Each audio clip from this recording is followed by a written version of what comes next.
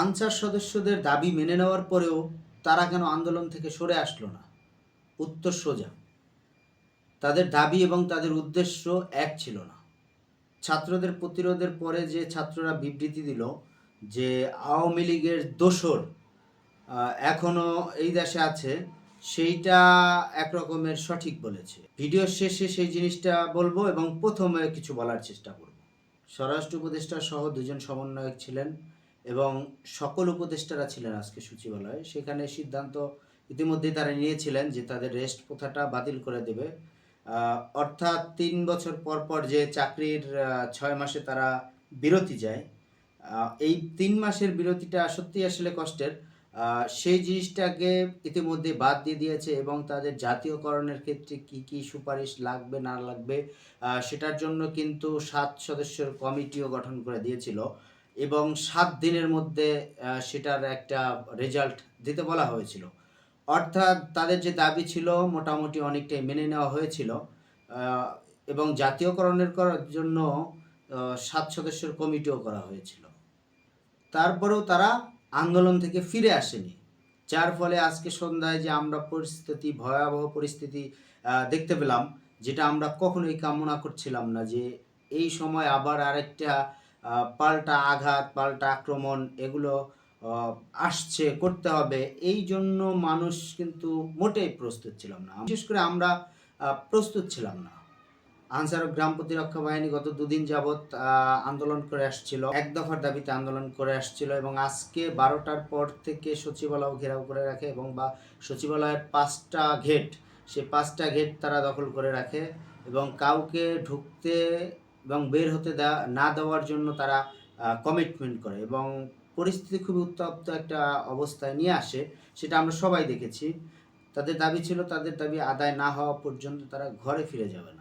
রাত পর্যন্ত অবরুদ্ধ করে রাখে এবং প্রধান উপদেষ্টা সহ সমস্ত উপদেষ্টারা ছিলেন সেখানে অন্তর্বর্তী সরকারের, তাদের সবাইকে অবরুদ্ধ করে রাখে। সমন্বয়ক হাসনাত আবদুল্লাহ ফেসবুকে লাইভে আসার পরে যে ঘটনাগুলো ঘটেছে, মারামারি হয়েছে, হাসনাত আবদুল্লাহ আহত হয়েছেন, আমরা যেটা দেখলাম সংবাদে, এই ঘটনাগুলো তো কিন্তু আমাদের কারোরই কাম্য ছিল না এবং আজকে আনসার প্রতিরক্ষা বাহিনী তাদের পালিয়ে যেতে হলো, কিন্তু এইটা খুবই একটা অনাকাঙ্ক্ষিত ঘটনা। আনসার বাহিনীর দাবিটা কিন্তু খুবই যৌক্তিক, কারণ হচ্ছে যে তাদের প্রতি ৩ বছর তাদের চাকরি প্রথমত ২টা শ্রেণীর চাকরি, একটা স্থায়ী আরেকটা অস্থায়ী। যারা অস্থায়ী আছে তাদের ক্ষেত্রেও আলাদা আলাদা সিস্টেম, স্থায়ীদের জন্য আলাদা আলাদা সিস্টেম। তো সেক্ষেত্রে ৩ বছর পর পর তাদের যে রেস্টে যেতে হয়, সেই সময়টা কিন্তু তাদের ফ্যামিলির খুব একটা খারাপ অবস্থা তৈরি হয়, যার কারণে তাদের দাবিটা কিন্তু যৌক্তিক। কিন্তু সচিবালয় ঘেরাও করেছে, যেখানে সাধারণ ছাত্ররাও দেখলাম কিছু সমন্বয়করা বলল যে তাদের আন্দোলনের সময় তারা সচিবালয় ঘেরাও করেনি এবং সচিবালয় ঘেরাও করেছে, তাদের দাবি মেনে নেওয়া হয়েছে, তারপরেও তারা আন্দোলনটা থেকে পেছনে আসেনি এবং পেছনে না আসার পেছনে হয়তো অন্য কোনো কারণ থাকতে পারে। অনেকের দাবি তুলেছে এবং আমাদের কাছেও মনে হচ্ছে যে পেছন থেকে কেউ তাদের আন্দোলনটাকে উস্কে দেওয়ার চেষ্টা করতেছে, সেই দোসররা হয়তো পেছনে কাজ করছে।